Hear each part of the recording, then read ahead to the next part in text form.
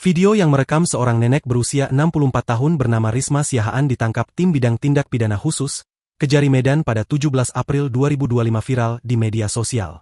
Risma Siahaan ditangkap setelah ditetapkan sebagai tersangka dalam kasus dugaan korupsi senilai 21,91 miliar rupiah. Sejumlah netizen yang melihat video penangkapan Risma Siahaan merasa iba dengan sang nenek. Namun ada juga netizen yang berpesan agar tidak tertipu dengan tingkah sang nenek yang terkesan bak tak merasa bersalah. Penelusuran tribunjakarta.com, Risma Siahaan diduga telah mengusai aset milik PT Kereta Api Indonesia.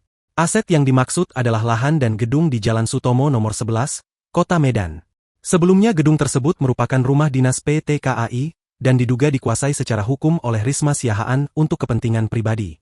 Dikutip dari Instagram Kejari Medan, Risma Siahaan harus diamankan karena mangkir dari pemanggilan sebanyak 3 kali.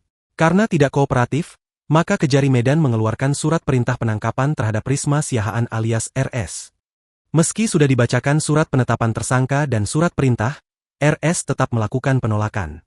Akhirnya ada tindakan tangkap paksa oleh tim gabungan. Drama penangkapan Risma Siahaan tak berhenti di sana. Tersangka tiba-tiba tak sadarkan diri setibanya di rutan.